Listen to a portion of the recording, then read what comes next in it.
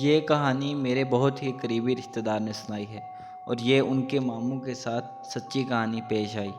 کچھ سال پہلے غازی آباد کے چھوٹے سے شہر فیکٹری کے کچھ کام سے جانا پڑا، جہاں کام ختم ہوتے ہوتے کافی لیٹ ہو گیا، اس لیے فیکٹری کے پاس والے ہوٹل میں ٹھہر گیا۔ روم بکر نے بتایا سارے روم بک ہو چکے ہیں۔ میں نے دیکھا کافی رات ہو چکی تھی اور باہر بہت ٹھنڈ تھی، میں کہاں جاتا۔ میں نے اس کی بہت منتیں کی اور اتنی کوششوں کے بعد اس نے مجھے ایک روم دے دیا جو کہ 6 فلور پر تھا۔ میں جانے لگا تو اس نے مجھے ایک بات بولی جو مجھے سن کر تھوڑا عجیب لگا۔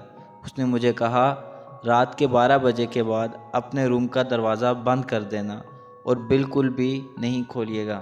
میں نے اس بات کو اتنا سیریس نہیں لیا اور اسے پانی کی بوتل بھجوانے کو کہا۔ خیر میں اپنے روم میں چلا گیا۔ میں اتنا تھکا ہوا تھا، مجھے کب نیند آئی پتہ ہی نہیں چلا۔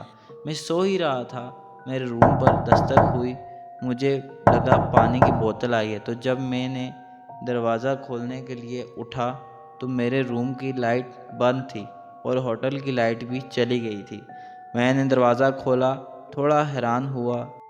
ایک شخص جس کا پورا منہ ایک سفید شال سے ڈھکا ہوا تھا، اس کے ایک ہاتھ میں لالٹین تھی اور دوسرے ہاتھ میں پانی کی بوتل۔ پانی کی بوتل لینے کے لیے میں آگے بڑھا، وہ ایک قدم اور پیچھے ہوا اور واپس جانے لگا اور پورے ہوٹل میں لائٹ نہیں تھی۔ میں اسے آواز دیتا رہا بوتل دے کے جاؤ۔ خیر اس نے میری بات نہیں سنی، مجھے غصہ آ گیا اور میں نے اس کا ہاتھ پکڑ لیا۔ وہ آدمی ایک پل تک پیچھے مڑا اور جیسے ہی میں نے اس سے پانی چھینا، وہ آدمی میرے اوپر چلایا اور اس کے سر کے اوپر سے شال اتر گئی۔ جو میں نے دیکھ کر میں ہکا بکا رہ گیا۔ اس کی آنکھیں نہیں تھیں اور اوپر سے اس کا سر کھلا پڑا تھا۔ اسے دیکھ کر میں گھبرا گیا اور اپنے کمرے کی طرف بھاگنے لگا۔ میں نے جب گھڑی میں ٹائم دیکھا 1:30 بج رہے تھے۔ پھر مجھے رومر کی سمجھ آئی۔ میرے روم پر واپس زور زور سے ٹھک ٹھک ہونے لگی اور میں دروازہ نہیں کھولا۔ کنٹرول روم پر کال کی اور بیل بجتی رہی، کسی نے نہیں اٹھایا۔ ساری رات دروازے پر دستک ہوتی رہی۔ صبح سورج نکلتے ہی میں روم بکر کے پاس گیا اور اسے خوب ڈانٹا۔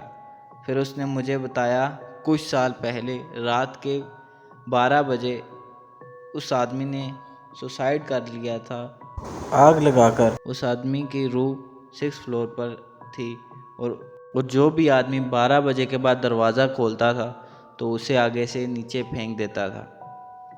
اس دن میں نے اپنے آپ کو خوش نصیب سمجھا اور واپس میں اپنے گھر آ گیا۔ مجھے آج بھی رات 12 بجے کے بعد وہ بات یاد آتی ہے اور آدمی کا ڈراؤنا چہرہ مجھے ڈھنگ سے سونے نہیں دیتا۔